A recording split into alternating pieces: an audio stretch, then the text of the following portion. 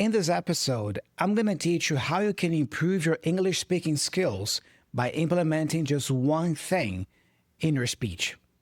Understanding this will help you speak English more naturally and more confidently. So, let's get started. Hey there, how's it going? Thiago here, and welcome to another episode of the podcast. In case you're new here, this podcast is intended to help intermediate and advanced learners of English communicate with more confidence, more accuracy, more clarity, and more awareness. So, if this sounds like something you want for yourself and your English, subscribe to the channel if you are listening on YouTube, or follow the show if you are on Spotify or Apple Podcasts. That way, you won't miss a single new episode. Before we get started with the content today, let me remind you that if you want to have clear communication, if you want to speak English fluently, clearly, you want people to be able to understand you without any hiccups, you gotta check out my pronunciation course, The Sounds of English. This course will help you speak English with more clarity, more fluency, and better flow. Not to mention that you will be better able to understand native speakers when they speak fast English.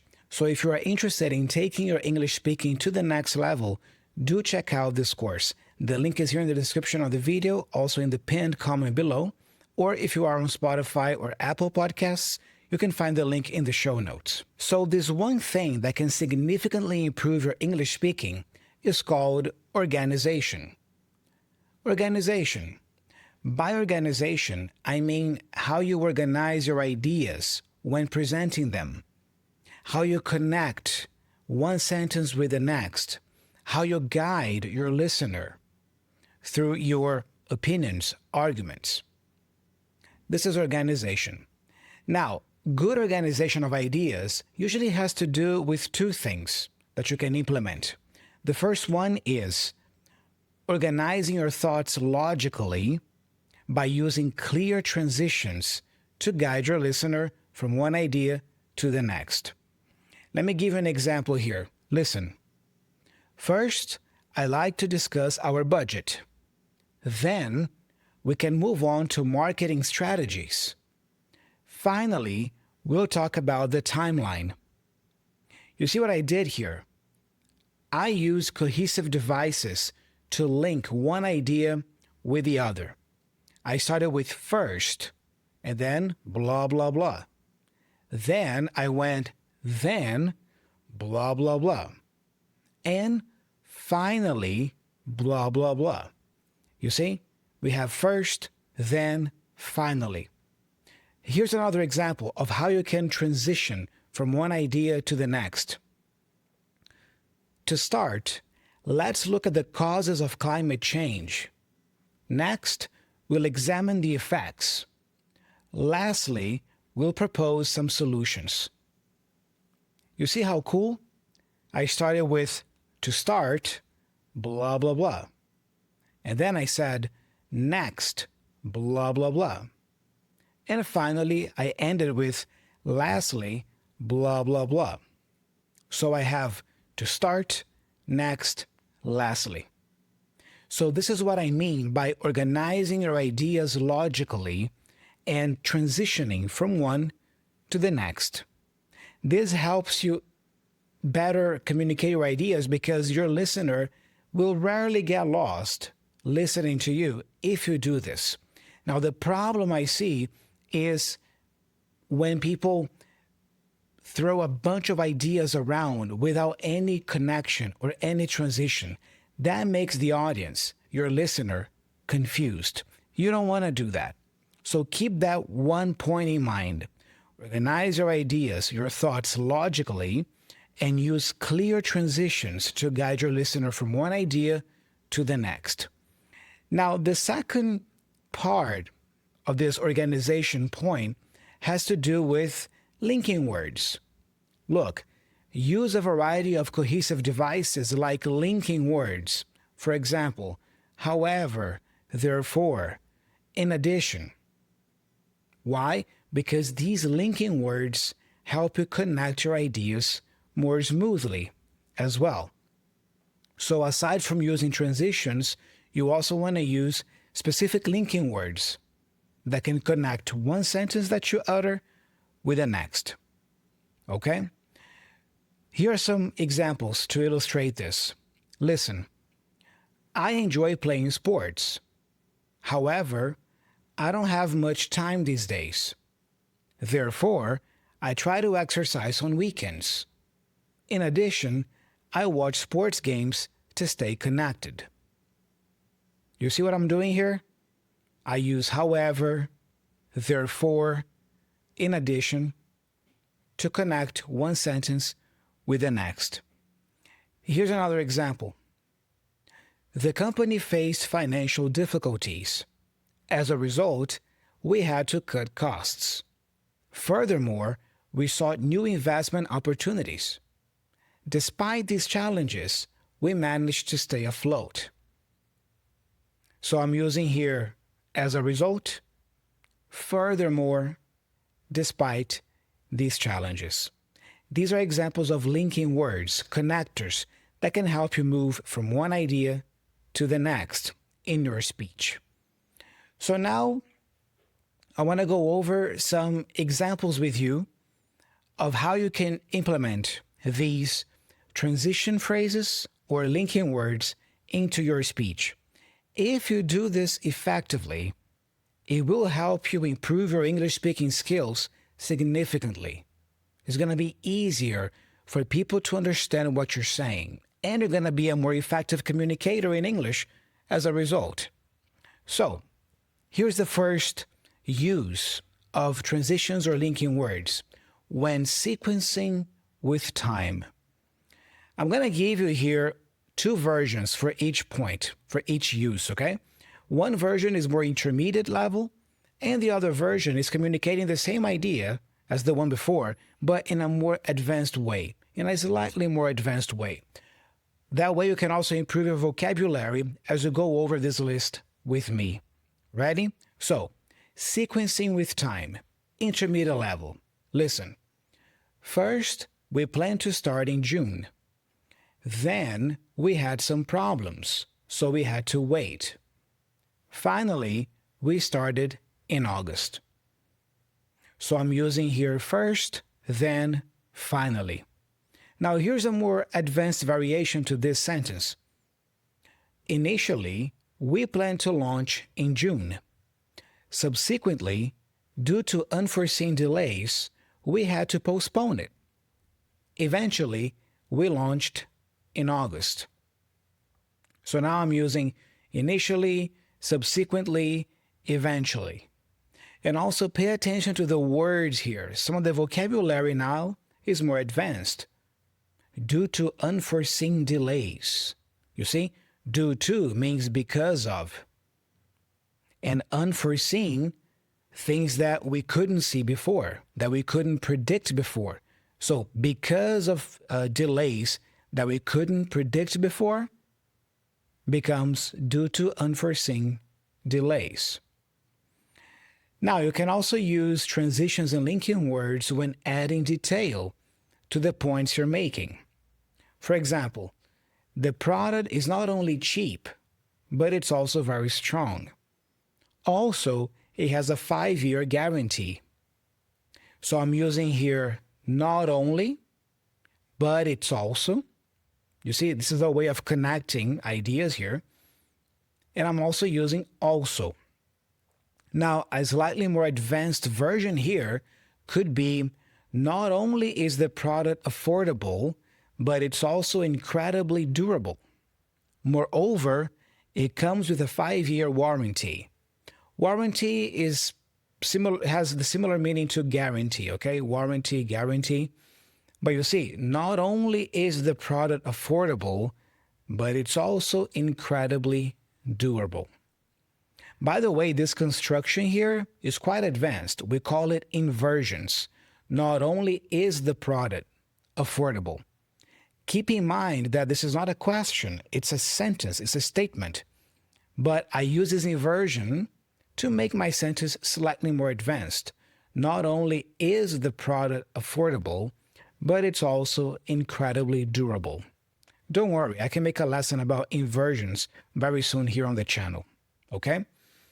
And I'm also using the connector here, moreover, which is used to add an extra point to what you're saying. Now, you can also use transitions to emphasize a point. Listen, most importantly, we need to make our customers happy. Really, our success depends on it. You see, I'm adding emphasis here, starting with most importantly, blah, blah, blah. Really, blah, blah, blah. You see? This is more intermediate level. Now, what about something more advanced? Listen, above all, we must prioritize customer satisfaction. Indeed, our success depends on it. So now I'm using above all instead of most importantly, and I'm using indeed instead of really. Indeed is the same as in fact. Then you can also use transitions when showing cause and effect. For example, because it rained a lot, the roads were full of water. So the traffic was very slow. So I'm using here because as a linking word, and then so as another linking word. Keep in mind that because, so, and, but, these are linking words, but they are basic ones. If you want to sound slightly more advanced, you want to use other linking words. For example, because of the heavy rain, the roads were flooded.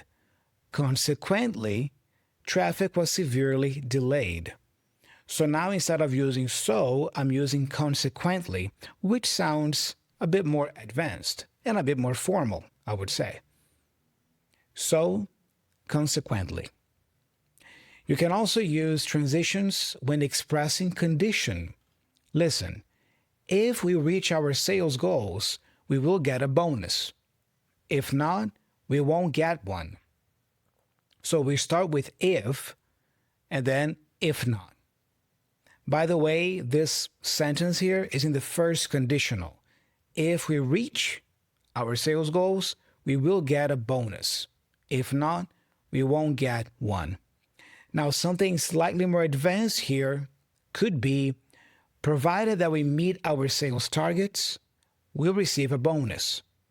Otherwise, we won't be eligible. So instead of if, I'm using provided that, which is a nice substitute to if, expressing a condition. And instead of if not, I'm using otherwise. You see? Slightly more advanced. By the way, when you are eligible for something, you meet the requirements for that. So if you don't meet the requirements for something, you are not eligible to do that thing. For example, certain programs, courses, and mentoring programs that we try to apply to, they have some requirements. You are only eligible to apply to those programs if you meet all those requirements. If you don't meet them, you are not eligible. Therefore, you can't apply nor join the program. You can also use transitions and cohesive devices in general to give an alternative. For example, we can spend money on marketing, or we can work on making the product better, or we can do both. This sounds quite basic and intermediate, but it's quite effective. If you are communicating like this at work, it is effective. It's not sophisticated at all. It's quite straightforward, but it works. And I'm just using or to connect my ideas here. Or. You see, we can spend money on marketing. That's one option.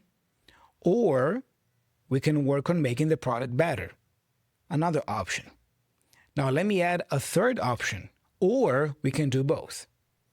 Now, if you want to sound slightly more advanced here, you could go, we could invest in marketing, or we could focus on product development. Alternatively, we could do both. So instead of using or a third time, I'm using alternatively. You see?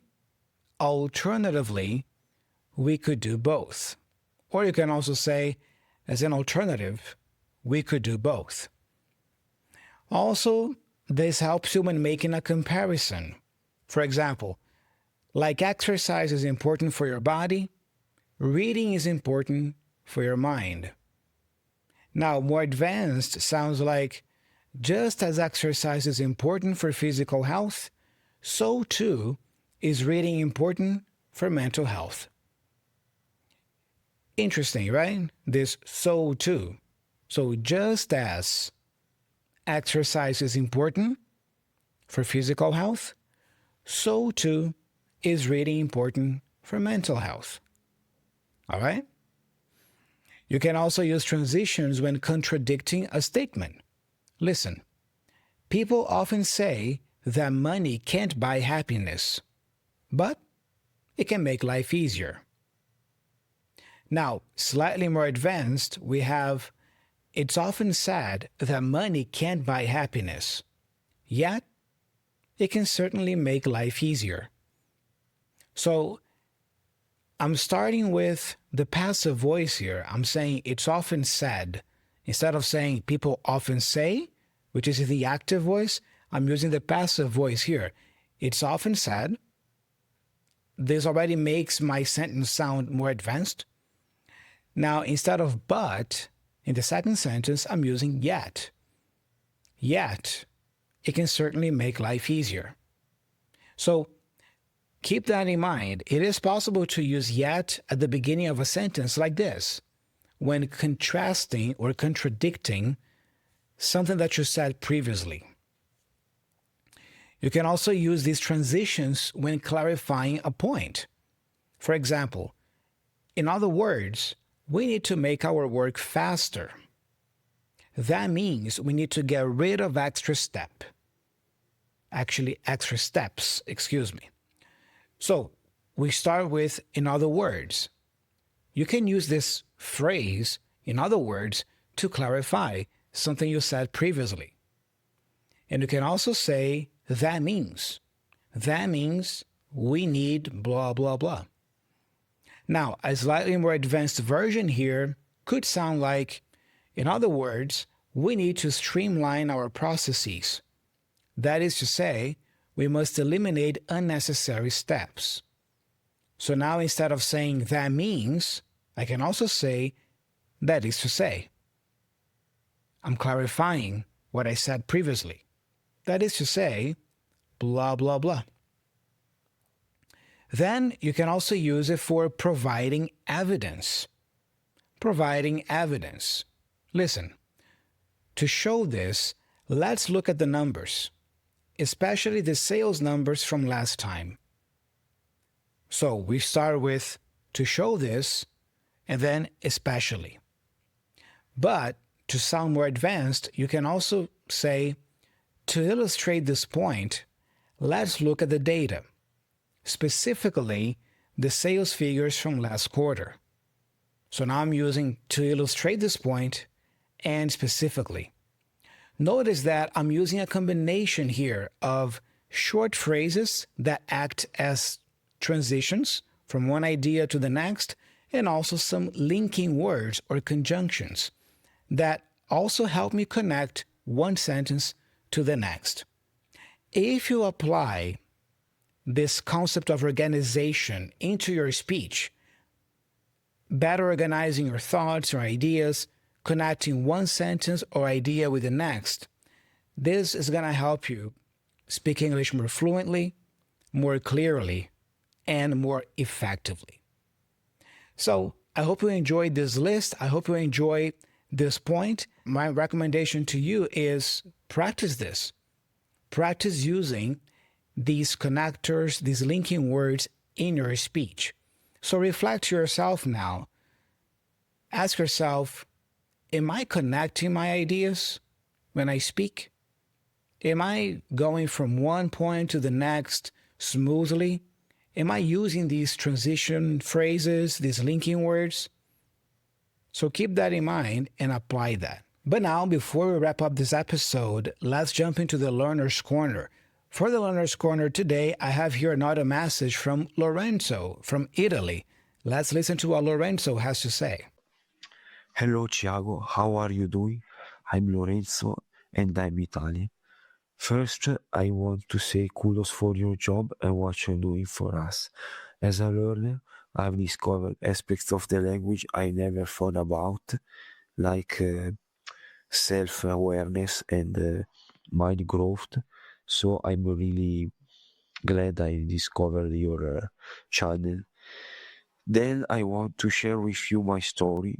I started learning English in 2022, but for fun and personal growth only.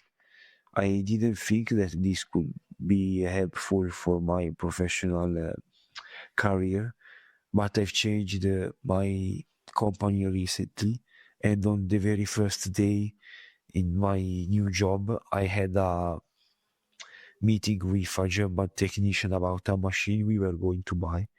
Therefore, English really saved my day. I'm pleased what I did, even as you can hear, my pronunciation and fluency are not good. Anyway, compliments again for your effort, and I'll be a lifelong listener. Bye-bye. Thank you so much for your message. It's great to have another Italian here in the community, in the channel on YouTube. In my private community, there are two other Italians there. We have Alessandro, for example, who helps me run the community, and he hosts live meetups with the members every month. By the way, you should check it out. It's really cool, my private community. And we also have Giorgio. Giorgio is also another Italian who started learning English with me about a year ago and is already speaking English very, very well, in just a little over a year. So, it's great to have another person from Italy sending the message here. What you shared about not seeing the need or the necessity to learn English before, but then when you saw that necessity at work, that's when it clicked for you. This is absolutely true. I mean, many times we don't do something the way we should because we just don't see the need or the necessity immediately. Like, we don't see an immediate need, all right? But the minute that thing becomes an immediate need, then, we focus on that thing, we start practicing it, studying it.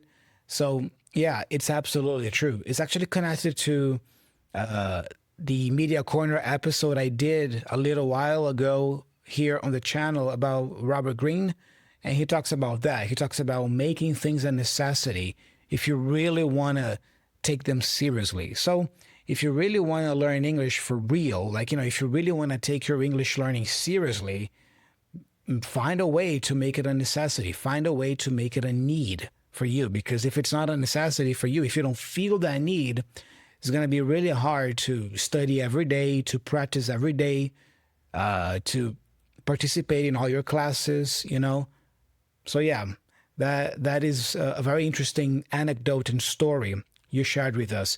But thank you so much, Lorenzo, for your support, for following the channel here. I'm glad to know that the videos, the episodes here have been helping you in your English learning journey, and keep following the channel. By the way, check out my private community.